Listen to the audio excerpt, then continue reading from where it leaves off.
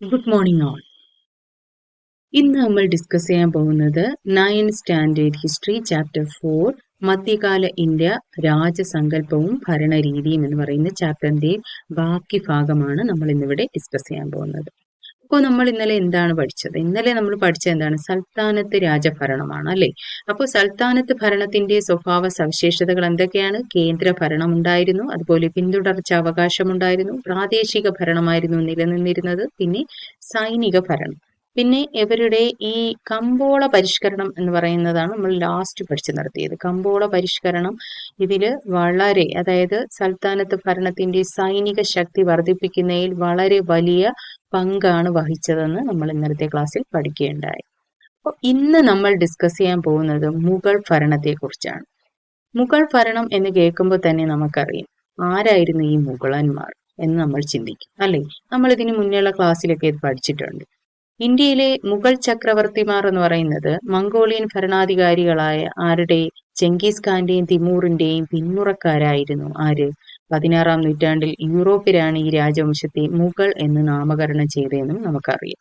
അപ്പോൾ നമ്മുടെ ചെങ്കിസ് ഖാന്റെയും തിമൂറിന്റെയും പിന്മുറക്കാരായിട്ട് വന്നവരാണ് ആര്? ഈ മുഗൾസ് എന്ന് പറയുന്നത്.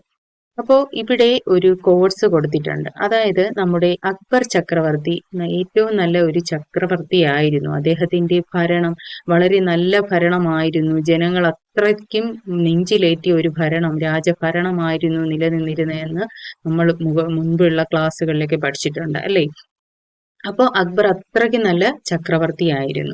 അപ്പോൾ അക്ബറിനെ കുറിച്ച് വർണ്ണിച്ച് നമ്മുടെ ബനാർസി ദാസ് എഴുതിയ അർത്ഥ കഥാനക് എന്ന് പറയുന്ന ഗ്രന്ഥത്തിലെ ഏതാനും വരികളാണ് ഇവിടെ സൂചിപ്പിച്ചിരിക്കുന്നത്. അപ്പോൾ ഇത് വായിക്കുമ്പോൾ തന്നെ അറിയാം അക്ബർ എത്ര നല്ല മനുഷ്യനായിരുന്നു, എത്ര നല്ല ചക്രവർത്തി ആയിരുന്നു എന്ന് നമുക്ക് മനസ്സിലാക്കാൻ കഴിയും അല്ലേ? അപ്പോൾ അക്ബർ കഥകളൊക്കെ നമ്മൾ ഇതിനു മുന്നേക്ക് പഠിച്ചിട്ടുണ്ടായിരിക്കും. വായിച്ചിട്ടില്ലാത്തവർ അക്ബർ കഥകളൊക്കെ വായിക്കണം അല്ലേ? അപ്പോൾ നമുക്ക് പോകാം.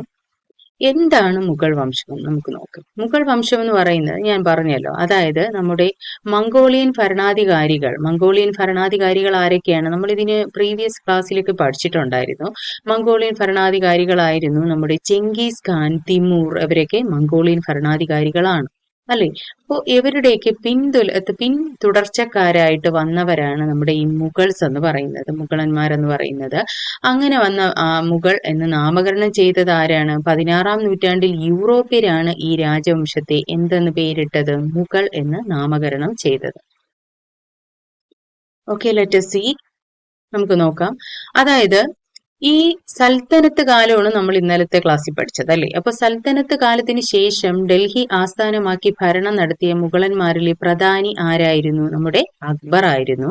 അപ്പൊ അക്ബറുടെ മരണത്തെ തുടർന്നുള്ള ജനങ്ങളുടെ പ്രതികരണമാണ് ഈ കോഴ്സിൽ ആര് വിവരിക്കുന്നത്? അർദ്ധ കഥാനക് എന്ന് പറയുന്ന ബുക്കിൽ ആര് വിവരിക്കുന്നത്? നമ്മുടെ ബനാർസി ദാസ് കുറിച്ചു വെച്ചിട്ടുള്ളത്. അപ്പോൾ ഈ ഒരു ക്വസ്റ്റ്യൻ ചിലപ്പോൾ PSCയിൽ ചോദിക്കാം. ബനാർസി ദാസ് എഴുതിയ ഗ്രന്ഥത്തിന്റെ പേരെന്താണ്? അർദ്ധ കഥാനക്. അല്ലെങ്കിൽ അതിൽ ആരെക്കുറിച്ചാണ് പ്രതിപാദിക്കുന്നതെന്ന് ചോദിച്ചാൽ ആരെക്കുറിച്ചാണ്? നമ്മുടെ അക്ബർ ചക്രവർത്തിയെ കുറിച്ചാണ് പ്രതിപാദിക്കുന്നത് എന്ന് ഓർത്തു വെക്കുക. അതുപോലെ തന്നെ മുഗൾ ഭരണം ജനങ്ങൾക്ക് ഭയങ്കര ഒരു സുരക്ഷിതത്വ ബോധമാണ് നൽകിയിരുന്നുവെന്ന് നമുക്ക് അക്ബറിന്റെ കഥകളും അതുപോലെ ഈ ഒരു കോഴ്സ് വായിക്കുമ്പോൾ തന്നെ നമുക്ക് മനസ്സിലാക്കാൻ കഴിയും. അപ്പോൾ നമുക്ക് പോകാം. CE 1526 ബാബർ സ്ഥാപിച്ച മുഗൾ രാജവംശമാണ് അല്ലെ? ആദ്യമായിട്ട് മുഗൾ രാജവംശം സ്ഥാപിച്ചത് ആരാണ്? നമ്മുടെ ബാബർ ആണ് എന്നാണ് 1526 നമ്മൾ മുൻപുള്ള ക്ലാസ്സുകളിലേക്ക് അത് പഠിച്ചിട്ടുണ്ട്. അതുപോലെ തന്നെ ദക്ഷിണേന്ത്യയിലെ ചില ഭാഗങ്ങൾ ഒഴിച്ച് ഇന്ത്യൻ ഉപഭൂഖണ്ഡത്തിലെ ഭൂരിഭാഗം പ്രദേശങ്ങൾ രാഷ്ട്രീയമായി ഏകീകരിക്കാൻ ആർക്ക് കഴിഞ്ഞു? മുഗൾ ഭരണത്തിന് കഴിഞ്ഞു. അതുപോലെ ഭരണരംഗത്ത് അടിസ്ഥാനപരമായ മാറ്റങ്ങളൊക്കെ അക്കാലത്ത് സൃഷ്ടിക്കാനും നമ്മുടെ ഈ മുഗൾസിനെ കൊണ്ട് സാധിച്ചു എന്നാണ് പറയുന്നത്. അതുപോലെ തന്നെ അപ്പോൾ അത് ഓർത്തു വെക്കുക. എന്നാണ് CE 1526 ആര് സ്ഥാപിച്ചത്? ബാബർ മുഗൾ സാമ്രാജ്യം സ്ഥാപിച്ചത്. അത് ഓർത്തു വെക്കുക. 1526 മുഗൾ രാജവംശ സ്ഥാപകൻ ആരായിരുന്നു? നമ്മുടെ ബാബർ ആയിരുന്നു. ഓക്കെ, അപ്പൊ അതുപോലെ തന്നെ മുഗൾ കാലഘട്ടത്തെ ഭരണ വ്യവസ്ഥയെക്കുറിച്ച് അറിയാൻ സഹായിക്കുന്ന പ്രധാന സ്രോതസ്സുകളിൽ ഒന്നാണ് നമ്മുടെ അബുൽ ഫസൽ രചിച്ച, ഇത് മിക്കവാറും ടെസ്റ്റിനൊക്കെ ചോദിച്ചു കണ്ടിട്ടുണ്ട്, അക്ബർ നാമ രചിച്ചത് ആരാണ്? അബുൽ ഫസൽ ആണ്. ആരാണ്? അക്ബർ നാമ രചിച്ചത് ആരാണ്? അബുൽ ഫസൽ. ഇത് മറക്കരുത്. ഇതൊക്കെ ഈ ചാപ്റ്ററിൽ ഒരുപാട് ക്വസ്റ്റ്യൻസ് PSC ടെസ്റ്റിന് ചോദിക്കാവുന്ന ക്വസ്റ്റ്യൻസ് ഉള്ള ഒരു ചാപ്റ്ററാണ്. നല്ല പോലെ വായിച്ചു വെക്കുക. ഓക്കെ. അപ്പോ ഇതില് എന്താണ് പ്രതിപാദിക്കുന്നത് എന്തെന്ന് ചോദിച്ചാൽ എന്താണ് അക്ബർനാമയില് പ്രതിപാദിക്കുന്നത്? മുഗൾ കാലഘട്ടത്തെ ഭരണ വ്യവസ്ഥയെ കുറിച്ചാണ്. അതായത് നമ്മുടെ അക്ബർ ചക്രവർത്തിയെ കുറിച്ചൊക്കെയാണ് കൂടുതൽ അക്ബർനാമയില് അബുൽ ഫസൽ രചിച്ചത്. കാലഘട്ടത്തിലാണ്? നമ്മുടെ മുഗൾ കാലഘട്ടത്തെ കുറിച്ചാണ്. അടുത്ത് നമുക്ക് നോക്കാം. അതുപോലെ തന്നെ അക്ബറുടെ കാലഘട്ടത്തിൽ നിർമ്മിക്കപ്പെട്ട ആഗ്ര കോട്ടയുടെ ഒരു പിക്ചർ ഇവിടെ കൊടുത്തിട്ടുണ്ട്. കണ്ടോ? അക്ബറുടെ കാലത്താണ് ആഗ്ര കോട്ട നിർമ്മിച്ചത്. ആരുടെ കാലഘട്ടത്തിലാണെന്ന് ചോദിച്ചാൽ ആരുടെ കാലഘട്ടത്തിലാണ്? അക്ബറുടെ കാലഘട്ടത്തിലാണ്. അത് ഓർത്തു വെക്കുക. അടുത്തത് നമ്മൾ ഡിസ്കസ് ചെയ്യാൻ പോകുന്നത് മുഗൾ ഭരണത്തിന്റെ സവിശേഷതകൾ എന്തെല്ലാമാണെന്നാണ് നമ്മൾ നോക്കാൻ പോകുന്നത്. അപ്പോൾ എന്തൊക്കെയാണ്? അതായത് നമ്മൾ നേരത്തെ പഠിച്ചു, രാജാധികാരം എന്താണ്? ദൈവദത്തം, ദൈവത്തെ പോലെയാണ് എന്നാണ് രാജാവിന്റെ പദവി എന്നാണ് ജനങ്ങൾ വിശ്വസിച്ചിരുന്നത്. അതുപോലെ തന്നെ തുർക്കി, മംഗോൾ സമ്പ്രദായങ്ങളുടെ സ്വാധീനം ഇവരുടെ ഒരു അടിസ്ഥാനമായിട്ടുള്ള ഒരു ഭാഗമാണെന്ന് ഇങ്ങനെ പറയാൻ തോന്നുന്നു. തുർക്കിയുടെയും മംഗോളിന്റെയും സമ്പ്രദായങ്ങളുടെ സ്വാധീനം അവരെ അത്രമാത്രം പിടിച്ചു കുലുക്കിയ ഒരു സംഭവമാണ്. അതുപോലെ തന്നെ എല്ലാ അധികാരവും രാജാവിൽ കേന്ദ്രീകരിച്ചിരുന്നു. അതാണ് വേറൊരു മെയിൻ പോയിന്റ്. അതുപോലെ തന്നെ സൈനിക ശക്തിയിൽ അധിഷ്ഠിതമായിരുന്നു. ഇവരുടെ ഭരണം എന്ന് പറയുന്നത് സൈനിക ശക്തിയിലായിരുന്നു അധിഷ്ഠിതമായിട്ടുള്ളത്. അതുപോലെ ഭരണത്തെ മന്ത്രിമാരും ഉദ്യോഗസ്ഥരെയൊക്കെ വളരെയധികം സഹായിച്ചു. ഇവിടെ ഒരു പിക്ചർ കൊടുത്തിട്ടുണ്ട്. അബുൽ ഫസൽ അക്ബർനാമയെ കുറിച്ച് അക്ബറിനോട് വിശദമാക്കുന്നതിന്റെ ഒരു പിക്ചറാണ് ഇവിടെ കൊടുത്തിരിക്കുന്നത്. ജസ്റ്റ് ഒന്ന് നോക്കി വെച്ചാൽ മതി. ഓക്കെ. അപ്പൊ നമ്മൾ സൽത്തനത്ത് കാലം പഠിച്ചപ്പോൾ തന്നെ നമ്മൾ പഠിച്ചായിരുന്നു, കേന്ദ്ര ഭരണം ഉണ്ടായിരുന്നു, നിലവിൽ വന്നു എന്ന് പഠിച്ചിട്ടുണ്ടായിരുന്നു. അപ്പൊ മുഗൾസിന്റെ കേന്ദ്ര ഭരണം എങ്ങനെയാണ് എന്ന് നമുക്ക് നോക്കാം. കേന്ദ്ര ഭരണം എന്ന് പറയുന്നത് മുഗൾ കാലത്തെ കേന്ദ്ര ഭരണത്തിലെ പ്രധാന ഉദ്യോഗസ്ഥരും അവരുടെ ചുമതലകളുമാണ് ഇവിടെ കൊടുത്തിട്ടുള്ളത്. വക്കീൽ എന്ന് പറയുന്നത് ആരാണ്? പ്രധാനമന്ത്രിയാണ്. വസീർ എന്ന് പറയുന്നത് ധനകാര്യ വകുപ്പാണ്. സദർ എന്ന് പറയുന്നത് നീതിന്യായ വകുപ്പ് നോക്കി നടത്തുന്ന ആളാണ്. മിർബക്ഷി എന്ന് പറയുന്നത് സൈനികമാണ്. ഇത് നല്ലപോലെ വായിച്ചു. ഇതിൽ മിർബക്ഷി എന്ന് പറയുന്നത് ഇടയ്ക്ക് എപ്പോഴും ചോദിച്ചു കണ്ടിട്ടുണ്ട്. സൈനിക ഉദ്യോഗസ്ഥരെ വഹിക്കുന്ന, അതായത് അവരുടെ നേതൃത്വം നോക്കി വഹിക്കുന്ന ആളെ പറയുന്ന പേരാണ് എന്ത്? മിർബക്ഷി എന്ന് പറയുന്നത്. സദർ എന്ന് പറയുന്നത് അവരുടെ ഭാഗം എന്ന് പറയുന്നത് ഏതാണ്? നീതിന്യായ വകുപ്പാണ്. വസീറിന്റെ ഭാഗം ധനകാര്യ വകുപ്പാണ്. വക്കീലിന്റെ ഭാഗം ഏതാണ്? പ്രധാനമന്ത്രിയുടെ കാര്യം നിർവഹിക്കുക എന്നുള്ളതാണ്. അപ്പോൾ ഇതൊക്കെയാണ് മുഗൾ കാലത്തെ കേന്ദ്ര ഭരണത്തിലെ പ്രധാന ഉദ്യോഗസ്ഥരും അവരുടെ ചുമതലകളും എന്ന് പറയുന്നത്. അപ്പൊ അത് വായിച്ചു വെക്കുക. അതുപോലെ തന്നെ അവരുടെ പ്രാദേശിക ഭരണം എങ്ങനെയാണെന്ന് നോക്കാം. അതായത് പ്രാദേശിക ഭരണ വിഭാഗങ്ങളും അവയുടെ ചുമതല വഹിച്ചിരുന്ന ഉദ്യോഗസ്ഥരെയാണ് ഇവിടെ കൊടുത്തിട്ടുള്ളത്. സുബ എന്ന് പറയുന്നത് ആരാണ്? സുബേദാറിനെയാണ് സുബ എന്ന് പറയുന്നത്. അതുപോലെ സർക്കാർ എന്ന് പറയുന്നത് ഫൗജ്ദാർ ആണ്. അവരുടെ ചുമതല എന്താണ്? ഫൗജ്ദാർ ആണ്. പർഗാന എന്ന് പറയുന്നത് ഷിക്ദാർ ആണ്. ഗ്രാമം എന്ന് പറയുന്നത് ചൗധരിയാണ്. പട്ടാളം എന്ന് പറയുന്നത് കൊത്വാളാണ്. ഓക്കെ. അപ്പോൾ പ്രാദേശിക ഭരണ വിഭാഗങ്ങളും അവയുടെ ചുമതല വഹിച്ചിരുന്ന ഉദ്യോഗസ്ഥരാണ് ഇതൊക്കെ. അപ്പൊ അവയുടെ ചുമതല വഹിച്ചിരുന്ന ഉദ്യോഗസ്ഥരുടെ പേരാണ് ഇവിടെ കൊടുത്തിരിക്കുന്നത്. അത് നോക്കി വെക്കുക. ഇപ്പോൾ നമ്മൾ വായിക്കേണ്ടായി, ഇതെല്ലാം നമ്മൾ പഠിച്ചു. അപ്പൊ എന്താണ് പ്രാദേശിക ഭരണം എന്ന് നമുക്ക് നോക്കാം.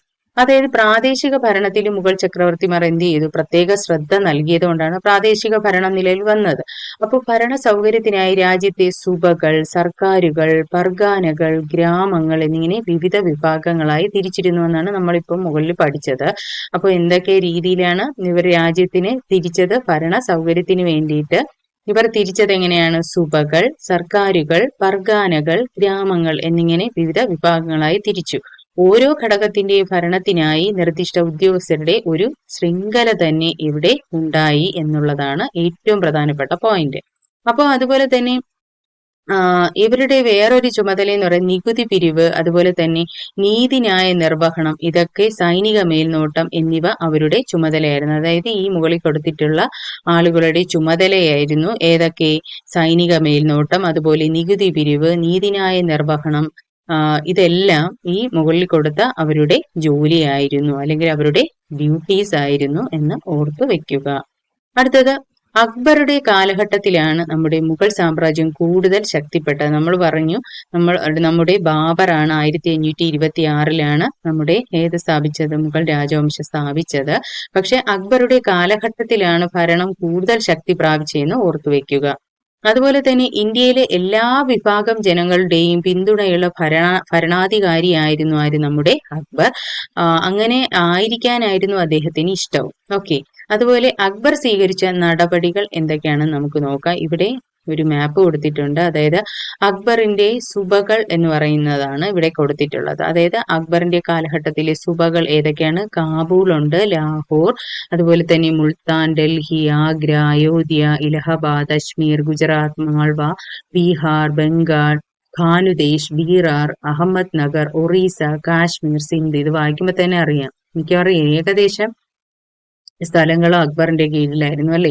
അപ്പോ അദ്ദേഹം സ്വീകരിച്ച നടപടികൾ നമുക്ക് നോക്കാം. അക്ബർ എന്തെന്ന് വെച്ചാൽ അക്ബറിന്റെ രാജഭരണം എല്ലാ രാജ്യങ്ങളിലോട്ടും വ്യാപിക്കുക എന്നുള്ളതായിരുന്നു അക്ബറിന്റെ ഉദ്ദേശ ലക്ഷ്യം. അപ്പോ അദ്ദേഹം എന്ത് ചെയ്തു? അതിനു വേണ്ടിയിട്ട് എന്തൊക്കെയാണ് ചെയ്തതെന്ന് നമുക്ക് നോക്കാം. അദ്ദേഹം ചെയ്തതെന്ന് വെച്ചാൽ എന്താണ്? ബാദ്ഷാ ഇ ഹിന്ദ്, അതായത് ഇന്ത്യയുടെ ചക്രവർത്തി എന്ന സ്ഥാനം സ്വീകരിച്ചു. എന്താണ് അദ്ദേഹത്തിന്, അല്ലെങ്കിൽ ഇങ്ങനെ ഒരു ക്വസ്റ്റ്യൻ ചോദിക്കാം, ബാദ്ഷാ ഹിന്ദ് എന്ന് അറിയപ്പെട്ടത് ആരെയാണ്? നമ്മുടെ അക്ബറിനെയാണ്. ബാദ്ഷാ ഹിന്ദ് എന്ന സ്ഥാനം ആര് സ്വീകരിച്ചു? നമ്മുടെ അക്ബർ സ്വീകരിച്ചു. അതുപോലെ തന്നെ വിവിധ മതവിഭാഗങ്ങൾ തമ്മിൽ സൗഹൃദം നിലനിർത്തുന്നതിനായി എല്ലാ മതങ്ങളുടെയും ആശയങ്ങൾ എന്ത് ചെയ്തു? ഉൾക്കൊള്ളിച്ച് ദിൻ ഇലാഹി, ഇതും ക്വസ്റ്റ്യൻ ചോദിച്ചു കണ്ടിട്ടുണ്ട്. ദിൻ ഇലാഹി എന്ന മതം സ്ഥാപിച്ചത് ആര്? ദിൻ ഇലാഹി കൊണ്ടുവന്നത് ആരാണ്? നമ്മുടെ അക്ബർ ആണ്. അത് പ്രത്യേകം നോട്ട് ചെയ്യുക. അപ്പൊ ബാദ്ഷാ ഇ ഹിന്ദ് എന്ന് പറയുന്നത് ആരാണ്? നമ്മുടെ അക്ബർ ആണ്. അതുപോലെ തന്നെ ദിൻ ഇലാഹി എന്ന് പറയുന്ന മതം കൊണ്ടുവന്നത് ആരാണ്? നമ്മുടെ അക്ബർ ആണ്. അതുപോലെ തന്നെ രജപുത്രരായ രാജ തോഡർമാർ, അതുപോലെ ബീർബൽ, മാൻസിംഗ് തുടങ്ങിയവരെ ഉയർന്ന ഉദ്യോഗങ്ങളിലേക്ക് നിയമിച്ചു. അപ്പൊ രാജപുത്രരായിരുന്നു ആരൊക്കെ? രാജ തോഡർമാർ, അതുപോലെ ബീർബൽ കഥകൾ നിങ്ങൾ ഒരുപാട് കേട്ടിട്ടുണ്ടായിരിക്കും അല്ലെ. അതുപോലെ മാൻസിംഗ് തുടങ്ങിയവരൊക്കെ ഉയർന്ന ഉദ്യോഗങ്ങളിലേക്ക് നമ്മുടെ അക്ബർ നിയമിക്കുകയുണ്ടായി. അതുപോലെ തന്നെ രജപുത്ര സ്ത്രീകളെ അക്ബറും ബന്ധുക്കളും ഒക്കെ വിവാഹം കഴിച്ചു. അതുപോലെ വിവിധ വിഭാഗങ്ങളെ ഉൾപ്പെടുത്തി സൈന്യത്തെ എന്ത് ചെയ്തു? ശക്തിപ്പെടുത്തി. വിവിധ വിഭാഗങ്ങളെയൊക്കെ ഉൾക്കൊള്ളിച്ച് സൈന്യത്തെ ശക്തിപ്പെടുത്തി. ഇതൊക്കെയാണ് നമ്മുടെ അക്ബർ സ്വീകരിച്ച നടപടികൾ എന്ന് പറയുന്നത്. അപ്പോൾ ഇതില് പ്രധാനപ്പെട്ടത് ബാദ്ഷാ ഇ ഹിന്ദ് ഓർത്ത് വെക്കുക. ദിൻ ഇലാഹി സ്ഥാപിച്ചത് ആരാണ്? അക്ബർ. ദിൻ ഇലാഹി സ്ഥാപിച്ചത് ആരാണ്? അക്ബർ. അടുത്ത എന്താണ് ദിൻ ഇലാഹി എന്ന് നമുക്ക് നോക്കാം. അതായത് തൗഹീദ് ഇലാഹി അല്ലെങ്കിൽ ദിൻ ഇലാഹി എന്നാണ് ഇതിനെ അറിയപ്പെടുന്നത്. അതായത് രാജ്യത്തെ വിവിധ വിഭാഗം ജനങ്ങൾക്കിടയിൽ സമാധാനവും സൗഹൃദവും ഐക്യവും വളർത്തിയെടുക്കാൻ അക്ബർ ആഗ്രഹിച്ചു അല്ലേ. അപ്പോ ആശയപരമായ സംവാദങ്ങൾ നടത്തുന്നതിനായി അദ്ദേഹം എന്ത് ചെയ്തു? അപ്പൊ ഇവരുടെ തലസ്ഥാനം ഏതായിരുന്നു? ഫത്തേപൂർ സിക്രി. ഏതായിരുന്നു അക്ബറുടെ തലസ്ഥാനം എന്നറിയപ്പെടുന്നത്? ഏതാണ്? ഫത്തേപൂർ സിക്രി. സിക്രിയിൽ ഇബാദത്ത് ഖാന നിർമ്മിച്ചു. അപ്പോ അക്ബർ നിർമ്മിച്ച, അതായത് ഇബാദത്ത് ഖാന നിർമ്മിച്ചത് ആര് എന്ന് ചോദിച്ചാൽ ആരാണ്? നമ്മുടെ അക്ബർ ആണ് ഇബാദത്ത് ഖാന നിർമ്മിച്ചത്. എവിടെയാണ് നിർമ്മിച്ചത്? നമ്മുടെ തലസ്ഥാനമായിരുന്നു. ഇവിടെ അക്ബറിന്റെ തലസ്ഥാനമായിരുന്നു ഏത്? ഫത്തേപൂർ സിക്രിയിലാണ് ഇബാദത്ത് ഖാന നിർമ്മിച്ചത്. അല്ലെങ്കിൽ ഇങ്ങനെ ഒരു ക്വസ്റ്റ്യൻ വരാം, ഇബാദത്ത് ഖാന നിർമ്മിച്ചത് എവിടെയാണ്? എവിടെയാണ്? ഫത്തേപൂർ സിക്രി. ഇബാദത്ത് ഖാന സ്ഥാപിച്ചത് ആരാണ്? നമ്മുടെ അക്ബർ ആണ്. മറക്കരുത്, വായിച്ചു വെക്കുക. അപ്പൊ അതുപോലെ തന്നെ ഈ ഫത്തേപൂർ സിക്രിയിൽ രൂപം കൊണ്ട ഇബാദത്ത് ഖാന എന്ന് പറയുന്ന അവിടെ സംവാദങ്ങൾ നടത്തുന്നതിനാണ് നമ്മൾ പറഞ്ഞു. അപ്പോൾ ഈ സംവാദങ്ങൾ നടത്തുന്നതിന്റെ സാരാംശമെല്ലാം ഉൾക്കൊണ്ട് അക്ബർ രൂപപ്പെടുത്തിയ ആശയ സംഹിതയെ ആണ് ഏതെന്നറിയപ്പെടുന്നത്? ദിൻ ഇലാഹി എന്ന് അറിയപ്പെടുന്നത്. അത് ഓർത്തു വെക്കുക. ദിൻ ഇലാഹി ആരാണ് സ്ഥാപിച്ചത്? നമ്മുടെ അക്ബർ ആണ്. അവിടെ ഈ സംവാദങ്ങൾ നടത്തുന്നതിന്റെ സാരാംശങ്ങളെല്ലാം കൂടി ഉൾപ്പെടുത്തി രൂപീകരിച്ച ഒരു സംഹിതയാണ് ഏത്? ദിൻ ഇലാഹി എന്ന് ഓർത്തു വെക്കുക. അതുപോലെ തന്നെ ഈ മതങ്ങളുടെ ആശയങ്ങളും വിവിധ മതങ്ങളുടെ ആശയങ്ങളും തത്വസംഹിതങ്ങളും കൂടി ചേർന്നതാണ് ഈ ദിൻ ഇലാഹി എന്ന് ഓർത്തു വെക്കുക. അതുപോലെ തന്നെ പ്രവേശന ചടങ്ങുകൾ ഒഴികെ ആചാരങ്ങളോ മതഗ്രന്ഥങ്ങളോ ആരാധന സ്ഥലമോ പുരോഹിതന്മാരോ ദിൻ ഇലാഹിക്ക് ഉണ്ടായിരുന്നില്ല. അതുപോലെ തന്നെ ഈ സുൽ കുൽ അഥവാ എല്ലാവർക്കും സമാധാനം എന്നായിരുന്നു അടിസ്ഥാനം. ചിലപ്പോൾ ഇങ്ങനെ ക്വസ്റ്റ്യൻ ചോദിക്കാം, സുൽ കുൽ എന്ന് പറയുന്ന ഇത് കൊണ്ടുവന്നത് ആരാണ്? അക്ബർ ആയിരുന്നു. അല്ലെങ്കിൽ സുൽ കുല്ലിന്റെ അർത്ഥം എന്താണെന്ന് ചോദിച്ചാൽ എന്താണ്? അക്ബർ നടപ്പിലാക്കിയ സുൽ കുല്ലിന്റെ എന്താണ് എന്ന് ചോദിച്ചാൽ ഏതാണ്? എല്ലാവർക്കും സമാധാനം എന്നതായിരുന്നു ഈ സുൽ കുല്ലു കൊണ്ട് അർത്ഥമാക്കുന്നത്. അപ്പോൾ ദിൻ ഇലാഹി എന്താണെന്ന് മനസ്സിലായല്ലോ. സംവാദങ്ങൾ നടത്തുന്നതിനായി രൂപീകരിച്ചതാണ് ഇബാദത്ത് ഖാന ഫത്തേപൂർ സിക്രിയിലാണ് ദിൻ ഇലാഹി. ആ ചർച്ചകളുടെയൊക്കെ ഒരു